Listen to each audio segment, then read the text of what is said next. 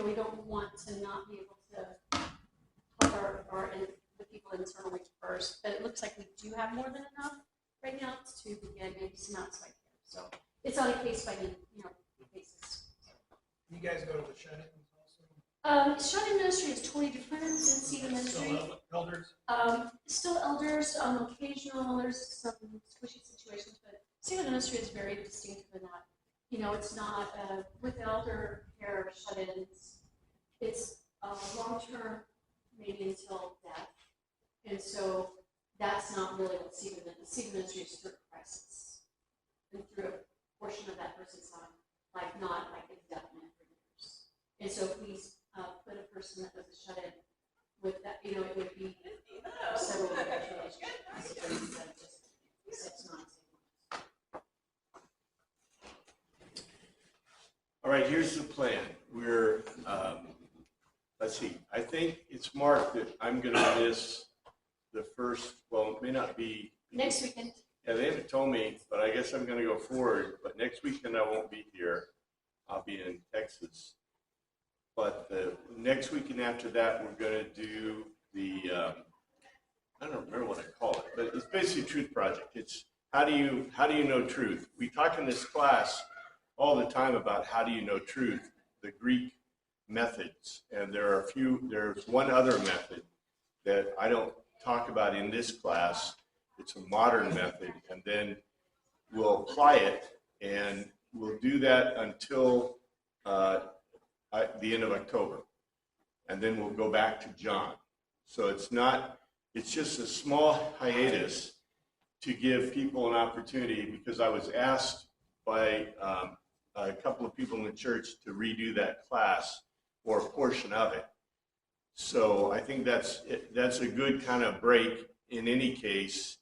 And it's, like I said, the tools we use here, and then we'll continue on with John, because I really like John, but that's okay. We'll get it finished. We're in 8th semester. We're going to the 9th semester of John, which I'm happy with, but I hope everybody else is happy with that. So is that going to be announced or?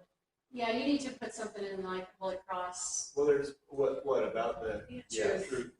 Yeah. Are other Bible studies switching over in September too? Or just, Yes. So when are we, normally ahead of time we get like a little insert or something with all those, and I just realized there's like no information whatsoever. And I it know. starts next week, right? Yeah. The new one? Yeah, it's supposed to. The new semester. I don't have any control. I gave them a write-up for both classes, and I told them what I was going to do.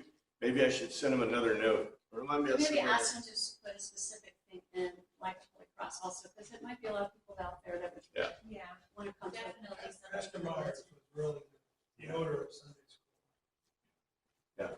Yeah. Well, we'll get it figured out. We're continuing, though, here in the Gospel of John, and this is, I like to emphasize, and I put it on your notes, that this is the washing the feet at Passover.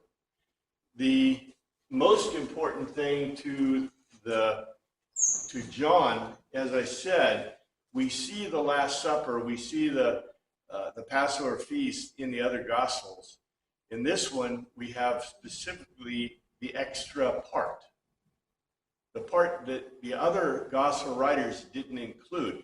And you might ask, why didn't they include it? Including some of the details about Judas Iscariot. And, the answer is that they didn't see a need to because of the logos to tell us of those other Gospels. But also, I think in a lot of cases, that information that they wanted to put down in writing was what they considered not just the logos to tell us, but the critical elements of what they experienced with Christ. The critical elements that were not necessarily uniquely shared or specifically shared across all the knowledge base and all the other people that they were working with. In John, we see him focusing on the other information. And I will tell you that I think that a lot of the other information the stuff that we'd really like to know more about, I think they knew it. How do you think they got that other information? There are over 500 witnesses that saw Christ, risen Christ, right? That are roaming around. Now, to us, 500 people, that's nothing. That's not even the population of Eastgate or Eastboro, right? It's 500 people to us seems like a very small amount. But when you talk about most cities in the ancient world being around 20,000 folks, 5,000 people or 500 people is a pretty large group. And we know from the from the Acts that approximately a fifth of the population had gone to Tinodos in Jerusalem. And so a fifth of 20,000 is a pretty huge number. And that's men, not including the women. And so I think that you see a lot of the stuff that we don't know, that we really wish we knew, was passed on from word of mouth.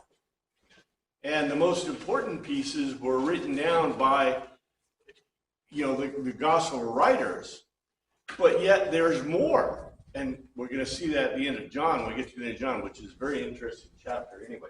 But at this point, we're still looking into Judas Iscariot. And I have, let's see, I think I went through all these notes here.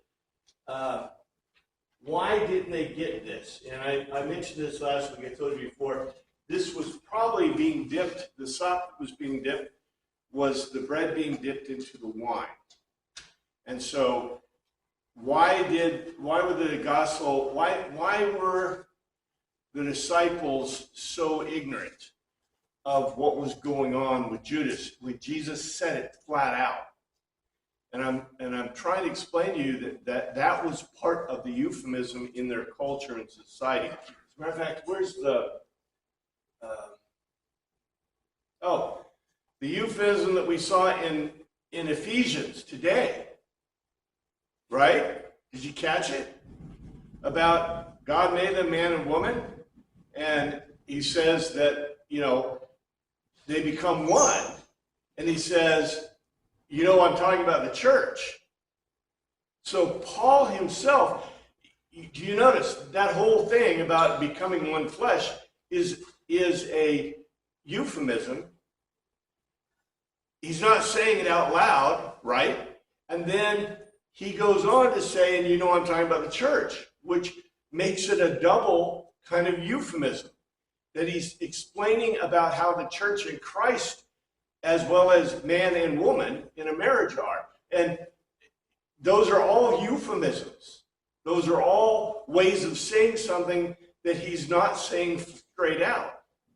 In Greeks, the Greeks would generally just say that stuff straight out. And we go,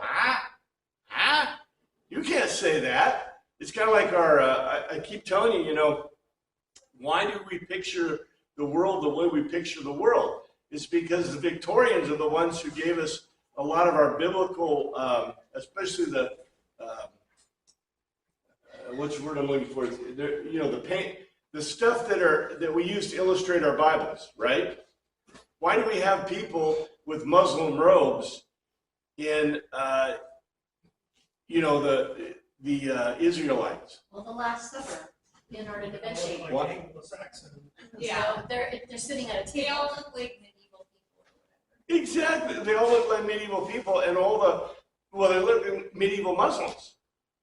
And why? Why do they look like people from 600 AD, like Muslims from 600 AD? Because the Victorians didn't want to picture, even if the Victorians understood, they didn't want to picture them in translucent robes because they would think that the children would find that, offensive.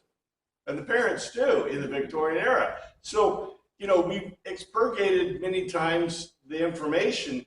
The Greeks and Romans, they want to keep things kind of on the down low to a degree. But the Greeks were just like open kimono about just about everything. I mean, some of the stuff you read, you go, okay, and we fix it though in our translation, so it's not too bad, I right? always think of the iconic Sunday school picture. I'll never forget it. It's Moses with the Ten Commandments and their Roman numerals. You know, but you know, was a childhood picture in our Sunday school. Yeah, and you got to remember, It's a translation. it's ancient translation. If you put the Hebrew things down there, no one would be able to. Well, the funniest thing is the Jewish people never did. You know why the Jewish people began depicting the Ten Commandments the way that they are? Round tablet thing. Yeah, it wasn't them. It was the Christians that started it, and the Jewish people copied it because, number one, they thought it was kind of a neat idea, but number two, if you have the Ten Commandments in that form, what do the people think when they see it? It's Christian, right? They're not going to attack. You know, there was a real problem. There still is a real problem in Europe, right, with attacking synagogues. And you know, the Nazis did that. The fascists, a lot of fascists in Europe do that. It's like a terrible thing. But if you have a Christian identified symbol in the front of your synagogue, what happens?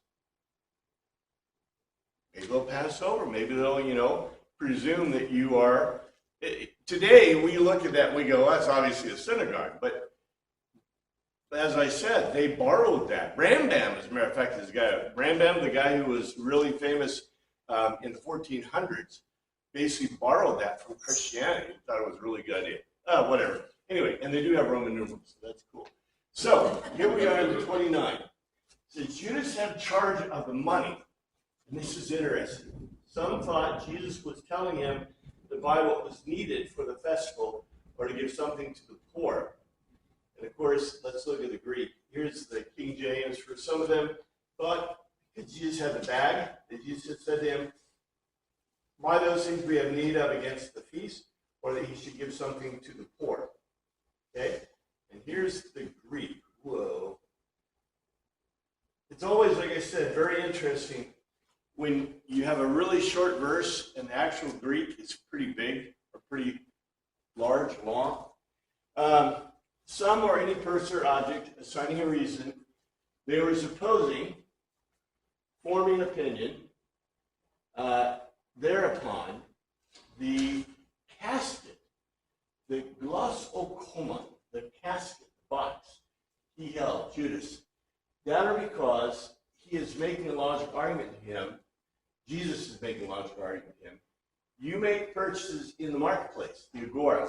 Look at the word, agorasa. You make purchases in the marketplace, in the agora, of what Sharon employment we hold to or into the festival, the heritage, or that to the bent over, that's the figuratively deeply destitute, completely lacking in resources, the poor, the specific poor, in order that a certain one or thing he should give. Okay, here's the translation. Assigning a reason thereupon, Jesus held the casket. Some were supposing that Jesus is making a logical argument to him. You make purchases in the marketplace of what employment we hold into the festival, or in order that a certain thing he should give to the bent over, to the deeply destitute. This in itself is telling you a lot, although we don't take it that way.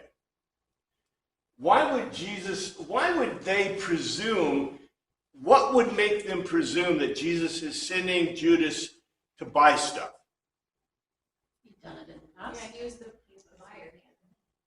Well, he did in the past. Okay, that's one. But what's the deal here? What would make you presume? What would be the problem that would need to be solved? They didn't have enough food. Yeah, they're running out of stuff. They're running out. Remember I told you, okay, the Greeks are really good at this, but we presume that how many people are there? 13, right? There ain't 13. There's a whole lot. They're so full up that they are cramped. The disciples are multi-stacked at this table. They are totally, we complain about getting too close, right? If your chair is touching. These guys, their whole bodies are touching because they have got to fit in this room. There's so many people, they're running out of food. They don't have any food. So Jesus is sending him out to the marketplace to get food. That's the presumption, right? So they run out. Well, also, the presumption is this is what Judas does. He's got the casket. He's got the money. Now, that in itself is telling you something. You know, it was translated by the King James to be a bag, and I can't remember what does the NIV call it. Let's see. Go back up to the NIV for a second. NIV says charge of the money. They just say charge of the money. But the King James says had the bag. But in the Greek it says casket. Okay, casket. How big is this? It can't be that big. It can't be too big if you're carrying it. Well, we have wallets that are, okay. Remember, I'm telling you, money was not ubiquitous. Money is not ubiquitous. But a casket is presumably large. I mean, if it's a box, especially a box, okay, today we might, how big is our lumber, right? I mean, you could have a box that's huge, you could have a box that's small. How fine of lumber do you think they can carve or cut in this period? Now, we don't know. We don't know. What happens to all the wood stuff that they had back in those days? It's Gagongin, yeah, because it's all rotten. Now, think back. Remember I showed you pictures of wooden stuff from the Egyptian era. How many little boxes were there of wood? All the boxes they had were big. Well, I'm not saying this is huge. I bet you this is probably, how much money does that mean they probably had? They probably, in the society, they probably are rolling in dough, especially since they got enough money to support this many people eating, right, in a festival, and the fact they got the money. Now, that doesn't mean the ministry was not insolvent. You know, when we say it is a very interesting thing, because I wish we knew more about, we all wish we knew more about this. But to have a casket with money in it, I mean, you don't carry a casket if you got a couple of coins, right? You got a casket when you got enough to fill it because you're protecting it. And you probably have like one guy carrying this in his pocket, right? No, probably a couple of, yeah, or something, or maybe two guys, you know, carrying it. I was going to say, it may not just be money, it may be other things that have been given of value. Yeah. I agree. Swap or trade, or just remember the great example, right? The great example is a perfume that Mary applied to Jesus, and he said to save it for his burial. So maybe that's in the casket too. You're talking about a valuable, very valuable, something so valuable that you can't just sell it in the marketplace, right? I think that's interesting too, because Judas knew that, so he wanted to give him the casket, give him the perfume, because he could sell it. Wink, wink, nod, nod. Wink, wink, nod, nod. Right? Yeah. Anyway, I'm just saying there is a lot in here that you can break out of a single statement in the Greek that we don't usually think much about, but that's there. And so, you know, they thought he was doing that, and also they thought that this means if you have enough money to give to charity. Now, you guys may not know this, but let's say that you went to your rabbi, and your rabbi, you said, Rabbi, I want to give a lot of money to this organization. What do you think your rabbi is going to tell you?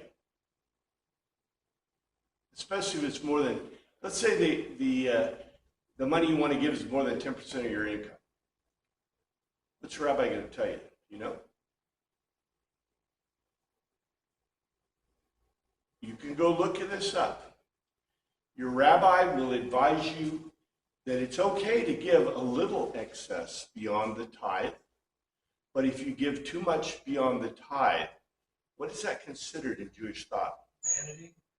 It is considered, well, vanity is considered to be, you're right, it can be considered showing off, but in general, it's considered depleting your home, your household value to give to someone who may or may not deserve it, right? When you give charity, it's not that 10% is supposed to be the end marker, that you don't give any more than that. But in rabbinical and Jewish thought, that if you give much more than 10%, you are giving too much. And by the way, what do you think the Greeks think about this? Balance. Balance. You shouldn't give too little and also not too much. Exactly. In our viewpoint, we come from Anglo-Saxon. What's one of the most biggest characters of Anglo-Saxon, and also, by the way, of American Indian culture, especially the Northwest Indians? I know. You ever heard about the Indian? What's it called? Where they have a feast to give away their possessions. What is it called? I can't remember what it's called. It's gifting. Anglo-Saxons have the same cultural problem or issue. If you went to an Anglo-Saxon's house, what were you supposed to bring? You're supposed to bring a gift, right? And the person whose house you visited would gift you. And the point was, you're gifting, and there's a name for this. I can't remember what it's called, because I had it when I was in learning Indian history up in the Pacific Northwest. There's a specific name for this. But the Anglo-Saxons did it too. And what are you guys all? What are we all? We're mostly all Anglo-Saxon, right, in our background. Well, the Anglo-Saxon culture was a over-gifting culture, a culture where if you went and they gave you a gift, what were you supposed to do? Give them back. Yeah, more extravagant, right? And so they had this. Or if you said you liked something in their house. Yeah. Oh, yeah, that's also Middle Eastern, like Lebanese and stuff. Yeah, so They will go to parties like baby showers or whatever and give these super expensive like luxury goods and stuff. And when I worked at Trios, they would bring them back, get store credit, and then use that store credit to buy like a luxurious gift for the next person. Go around. In the seven deadly sins, one of the sins is luxardia used to be considered not just the desire for goods, but also giving away your livelihood, giving away your things. So in these cultures, especially Greek culture and Hebrew culture, there's this balance. There's supposed to be a balance. Not too much, not too little. If you give too much, that's extravagant. That's taking away from your living and from your family. If you give too little, that's considered cheap, right? So that's part of this within this. And so if you have enough to give to the deeply destitute, that means what do you have? Enough to feed yourself. Yeah, enough to feed yourself and take care of your needs. So, like I said, in a single statement in Greek, we got a lot of stuff that is deep in this. And here it says, as soon as Judas had taken the bread, you notice, as soon as he had taken the bread, he went out and it was night. Now this is what it says. This is some really interesting stuff in here. He then, having received the sop, went immediately out, and it was night. Laban, he having taken hold of, certainly accordingly, the morsel, he came or went directly. He was but a night. Notice, accordingly, he having taken hold of the morsel, as it rubbed off, he went directly. but he was a knight. Now, this is a very interesting Greek construction because, again, it's saying a lot to us. Do you notice that John makes sure that we know for a fact, right? Jesus gave him the sup, gave him the bread that was dipped, we're presuming wine. And then he doubles down and tells us what? He ate it. He took it, right? Now, it doesn't say he ate it, but that's presumed that he ate it. In other words, John wanted to make sure that you knew that this guy took what Jesus had offered him. Because as I told you, this is the Last Supper. Jesus is giving him the bread and the body and blood. And yet Judas is going out, and not only that, remember it said that Satan, we get this thing about this, Satan had entered him, okay, that's cool.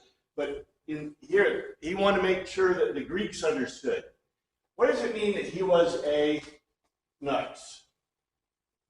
Well, is the word knight a masculine noun? It's like, then they would use he instead of it. It's a masculine noun, but it's also something else. You're right on. You're getting there. What is knights? Absence of light. Not just absent of light. It is a god. Knights is a god. You go look it up. Look, the Greeks, to the Greeks, everything's gods. You got to have them, right? Everything, especially those things which are, what's the word I'm looking for? Those things which are not concrete. This is a really, really hard concept for people that are literate to fully comprehend. Imagine you're not literate, okay? What does knight look like to the non-literate? Yes? According to Wikipedia, it was a goddess. A goddess, god. I think it's masculine. Let's see. Is it masculine? No, it is feminine. Yeah, goddess. So it says he was it still uses the word he, even though it's feminine? Because he is Judas. He was a knight. Judas was a knight. And yes, you're right. It's a feminine noun. So, and knights is a female goddess. Okay, a goddess. My point is this: to us, okay, when you think of night, what do you think of? Dark. No, you're not. You don't think of darkness. You think of N-I-G-H-T. Oh, like a battling knight? No. You're saying the word. You think of the word. When I say night, if the word doesn't come to your mind, you don't think about, the breeze blowing and darkness and the sun setting. You don't think that. You think of N-I-G-H-T. I hope some people think of N-I-T, but that's because they didn't learn how to spell in English. But my point is this, that because you're literate, right? Because when I say the word love, now you can start thinking all kinds of really cool stuff. When I say the word love, what pops into your mind? Yes. L-O-V-E. Yes, So they have done studies, and you're right, but it is such a millisecond of the letters flashing through our mind than to like the dark or the whatever, to the meaning of it. And right? association. So, yes. Well, if I say chair is an even better example because a chair is an archetype. A knight is an archetype too, but a chair is an archetype. When you think of chair, what chair are you thinking of? You think C-H-A-I-R. You don't think of, okay, if anybody's thinking of this kind of chair, it's only because it's really hard and you say, oh, this is not comfortable, right? But you're not thinking about your favorite chair at home. But if you are illiterate, if you can't read or write, what is the only thing you can think of when I say, for example, the word night? let's say you're illiterate, you don't know how to read or write, and I say chair or night or whatever I say, what is the only thing you can imagine?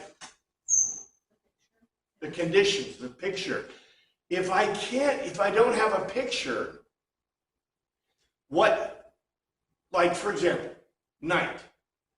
Night is really not something you can draw a picture of, right? I mean, yeah, you could draw Well, Van Gogh did it. Starry Night. Well, Starry Night's kind of more about the stars than the night. What if I give you like a page with just black on it, right? Totally black. That's a night, right? But how if you're an illiterate person, would you understand night?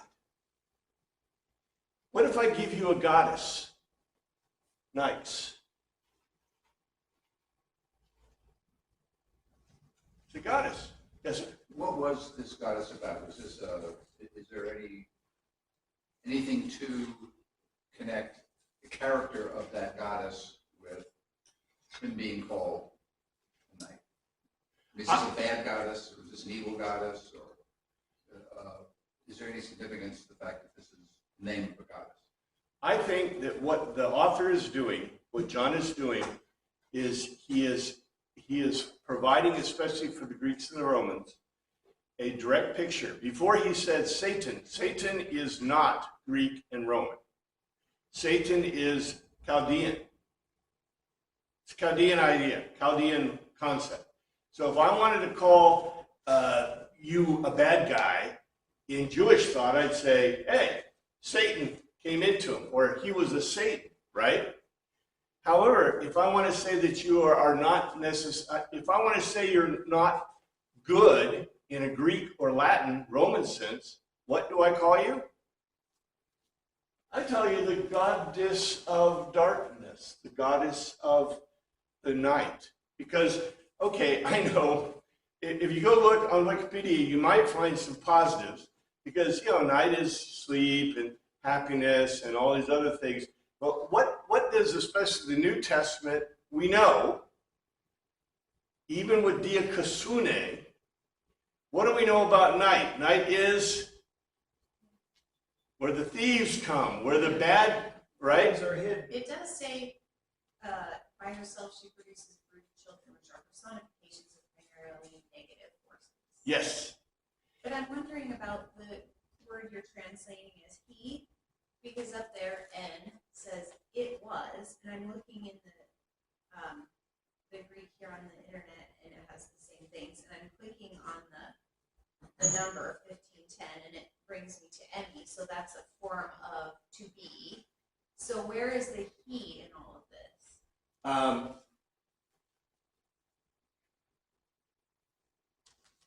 If you look, okay, let's see. Scroll back up to Well, here it is right here.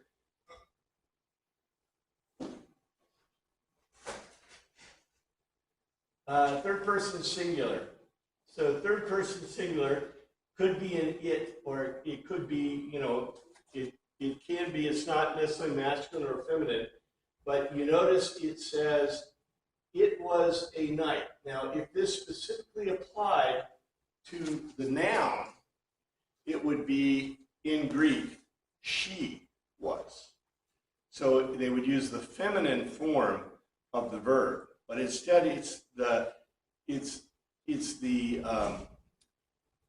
singular or the third person singular form of the verb, neither masculine nor feminine. It's like neuter. It's like it. So that's why the reason I put it in he, although because in general, almost all the cases of use of in is as he. You could say it was a night, which is cool but I think that what the author is trying to show us is, I don't think it's just applying to the fact that it was night. You say it was a night, that's cool. But I think that he was also trying to show us, to show his Greek audience. So, yes, can you read it in kind of a multiple-ish kind of ways? That's part of the euphemism that the author, I think, is trying to show in the Greek. Maybe I'm going too far on pushing a big deal of this, but I think that what the author is trying to do is to tell the Greek and the Romans what he already said to the Hebrews, to the Jewish thought, right? This guy was Satan, Chaldean, and he's telling them that he was, that it is night. It was a night. However you want to look at it, when I say it was a night in Greek, what am I telling you? It's the time of kind of like where criminals hide their deeds and like Jesus said. Well, I would even go further. When I say that when I use the word nights, I mean it's not just night. I mean that it is a goddess. It's like, for example, the star remember in Matthew? Well, it's a long time ago, right? When we looked at Matthew and the star that appeared with Christ, the word in Greek is literally a god, a star. It's a god. And I told you that what that means to the Greek audiences or to the Greek readers or hearers of that is what? Who was celebrating Christ's birth? The gods, right? In the Greek sense, it's the gods. Think of yourself as illiterate and think about how you imagine these things, right? And how the author comes to you. So, yeah, maybe not spend too much time on that, but I think it's important to note that the author is really, there is so much in this that is, I think, obvious to the readers or to the hearers. Because remember, this was memorized.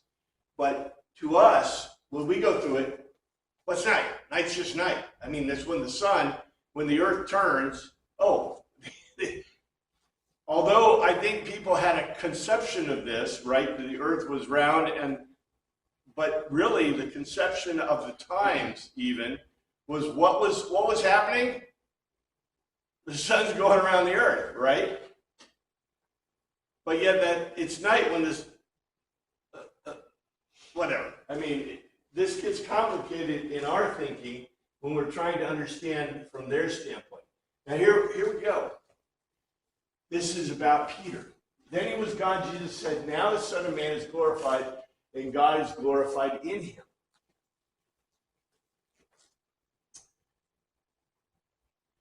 Don't forget what we've already gone through. Okay, we said that Satan went into Judas. Now, there's some really important things about this. Number one, is Satan omnipresent? Omnipotent? Okay, if Satan went into him, where's Satan now? Judas. He ain't there. And if the other thing that this tells us, okay, the thing that we want to know when it says it is or he is a night, it's the night. It's a time of nights. It is dark.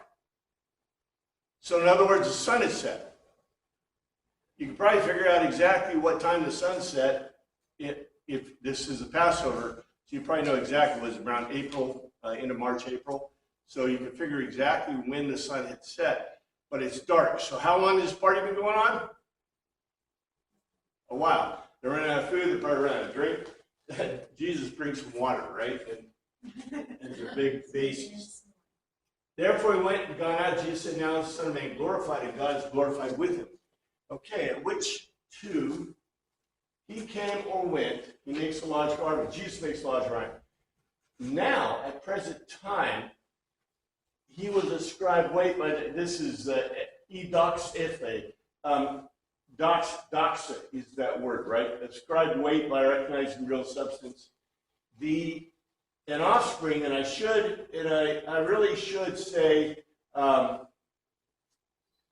he, or I should use huios is the masculine, but I like using offspring. It really is a male offspring, but that's okay.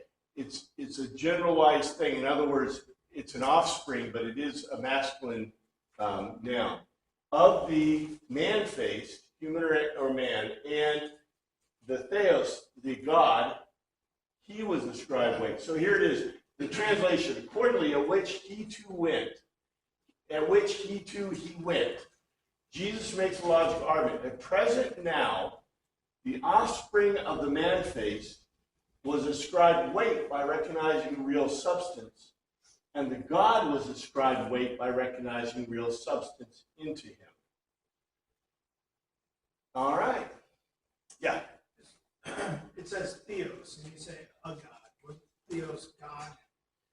No. A God? When you translate it, okay, theos in Greek does not have, Greek has a definite article, but not an indefinite article. So every time you see the word, for example, theos, the presumption is it's the indefinite article, a God. When they add the, and I think this is important because this really, in English, is very euphemistic. Because in English, I can just say God. Do I mean the God or a God? Right?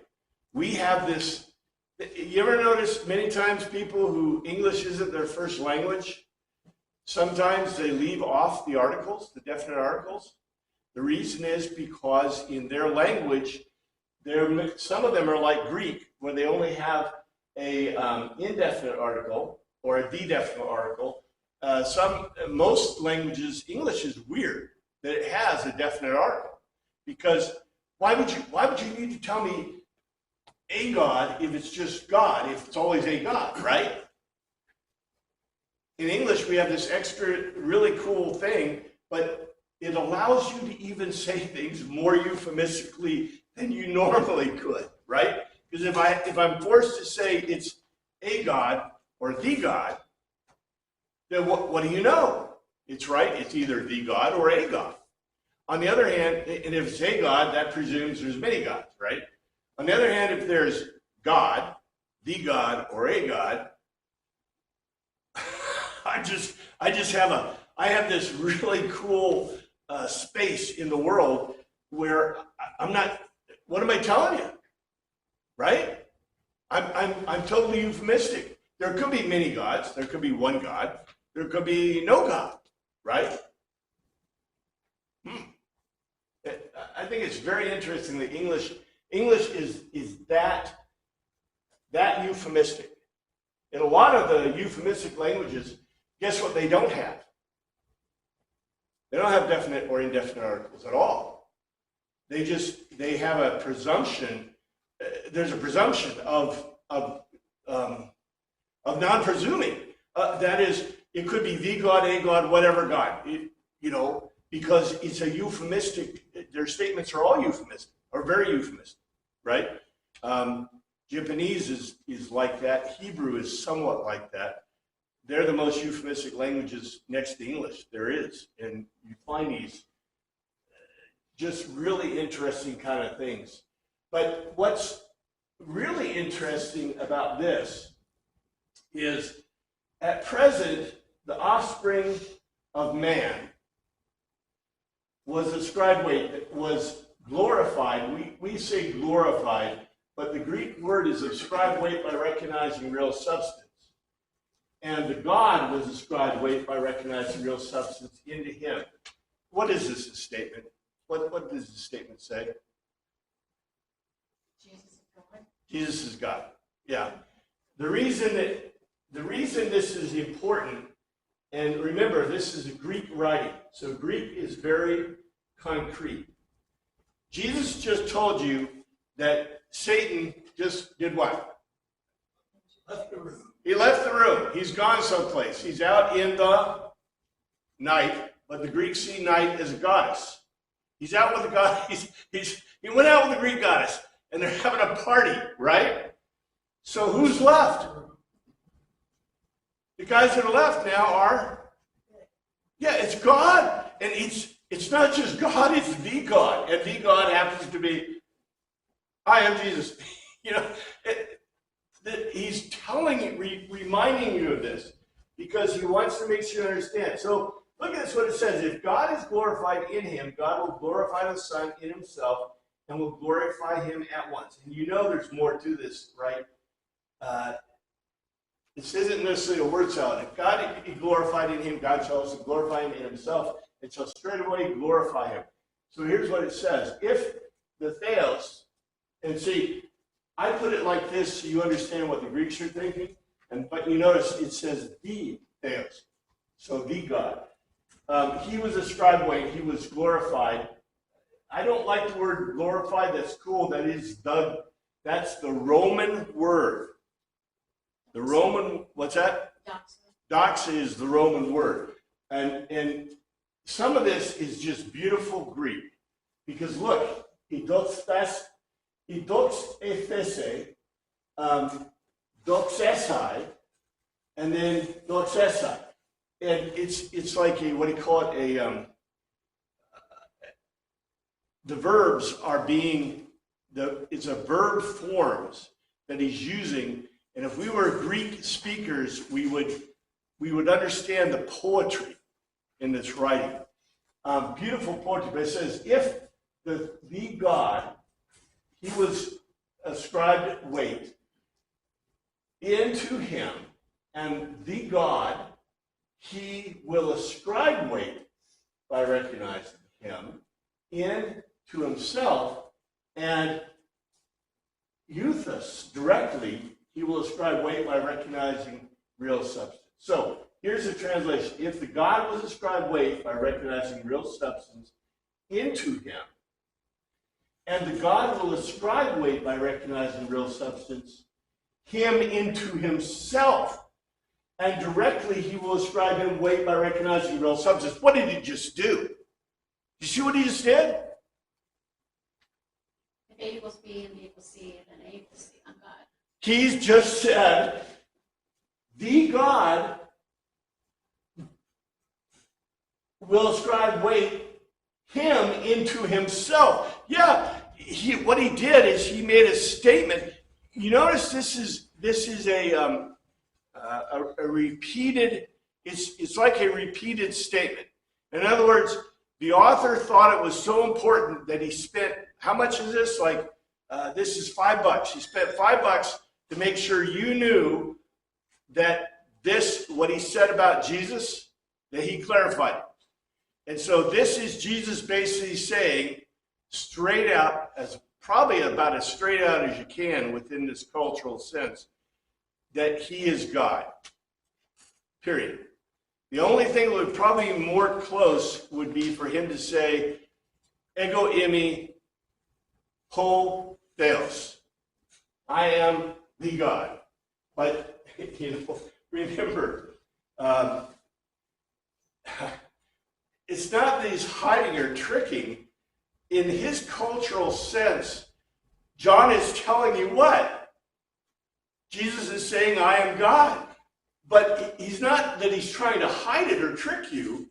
He's trying to do it in a way that he's writing for three groups, right?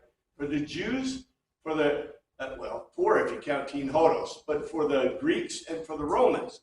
And he's trying to give you the power behind this. My children, I will be with you only a little longer. You will look for me, and just as I told the Jews, wow, this is interesting. So I tell you now, where I'm going, you cannot come. Where did he tell the Jews this? Do you remember? It wasn't that long ago, but yes, it was a section before this. Remember, Jesus was asked by the Greeks. The Greeks wanted to talk to Jesus, and Jesus told the Greeks some stuff. And then after that, you have a section where he tells the Jews some stuff. And when he tells the Jewish leaders this stuff, we kind of looked at between the lines, we see those are the Jewish leaders of the synagogue and the temple. And one of the things he told them, he says, where you're going, you cannot come. And remember, they made a big deal about that?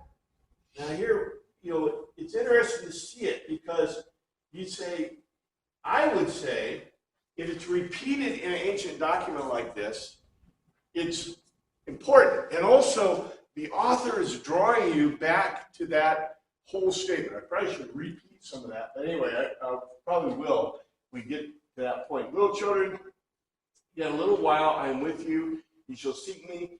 And as I said unto the Jews, whither I go, you cannot come. So now I say to you, little children, teknia, little children, even now, little or small in company with, of you, I am, Imi. You will seek to plot or worship me, and just as I said to the Judeans, that because whatever where I, ego, I lead under, you know or not, you are powerful to come or go, and to you I make a logical argument just now. This is a little different than our translation. Because here's what it says in a literal translation or a cultural translation. Even now I am small in company with you. This is interesting in itself. Even now I'm small in company with you, little children. That doesn't mean that he's, well, you can take whatever you want from this, but I am small in company with you, little children. We take it to be time, but there's a lot behind that statement. You will seek to worship me, and just as I said to the Judeans, that whatever where I lead under you, you are not powerful to go. And just now I make a logical argument to you. The big thing about this is he saying that you can't come? Where is he saying you can't come? You can easily die, right? But that's not the point. They can't take on the sins of the world, descend into hell, declare victory, go to heaven. What you just said incorporates exactly what he's trying to do, but the big deal here isn't just sins and hell and the cosmos, the creation. What he's talking about is everything. Where's the place that people can never go? Well, actually they can, through Christ. The plenum of everything, right? When I draw the picture for you of the Greek worldview and how the Greeks view, you're part of the creation, right? Was Jesus part of the creation? No, he was the creator, right? But he entered the creation. Right. And because he entered the creation, he is God, but he's also man. This is the great, the great sacrifice of God, that God was God, Christ is God, but yet he came into the creation, into the cosmos. At the same time, when he dies, where's he going? Yeah, he's going to be part of the plenum of everything, which is, he is outside the cosmos. He's part of the cosmos, but he's outside of the cosmos. The Greeks love this kind of stuff. We go, right? What? But the Greeks were way into this. This is, if you read Plato's Euthyrio, I think it's Euthyrio, he talks about this. He talks about, the world. He talks about, the architects in the world and all kinds of cool stuff. And it's all about God and gods within the construct of the creation, the cosmos. And this is an equivalent kind of philosophical thought or idea. Now, we take it in a very simple sense, which I think is not necessarily positive, but, how do we take this? I got this right over here. Got some notes. First of all, the statement's broken in the wrong place indicates the interpretation of the times was different. In addition, the mikron isn't necessarily in terms of time.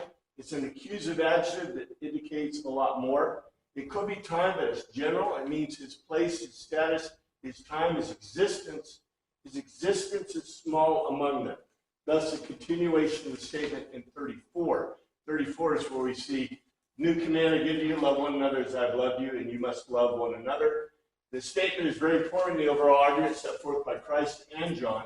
The statements of Christ apply to all. It isn't just the leaders and the Judeans who are excluded, but all are excluded from the lead under of Christ. Only he can take on the specific responsibility, and only he can face this event and sacrifice. No one else can take it on. This is what your point was, which I think is right on the money, that Christ is saying that I am the only one who can make this sacrifice for humanity. Go back and look at C.S. Lewis. He puts it in really beautiful allegorical terms. This is not necessarily allegory to a Greek. The Greeks see this as very straightforward thinking. But I want to finish with this. I think we have time. A new command I give you, love one another, because this has got that word in it. Is he talking about pizza? His cats? A new commandment I give to you, love one another and love. Okay. In a vanishing point, in conclusion, a vanishing point, new equality, fresh and development opportunity I give to you in order that agapate, you should love like the gods, one another, just as according to the manner which I have loved like the gods you.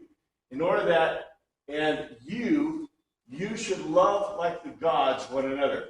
Boy, he says it 3 times, right? 3 different verbs 3 times. I give you a new quality. I give to you a new inequality, fresh in development or opportunity, in a vanishing point, in conclusion, in order that you should love like the gods one another, just as according to the manner which I have loved like the gods you, in order that you should love like the gods one another. Why is this so unique? I was going to say, if the thought is not necessarily new because it's right out of the Old Testament that you should love your neighbor as yourself, but is it new because he's saying like the gods, like you've never been before been able to love, this divine love? Yes, Precisely. This is absolutely one of the most unique statements.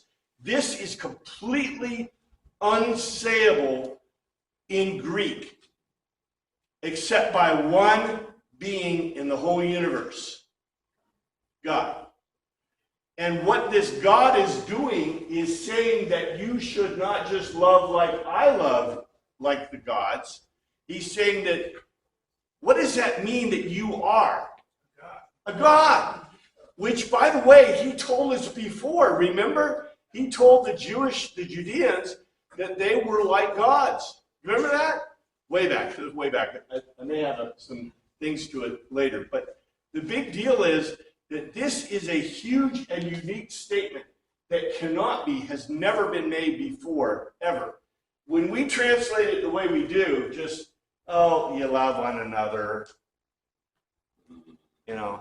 like I love my pizza, my kitty cat, No, love like the gods.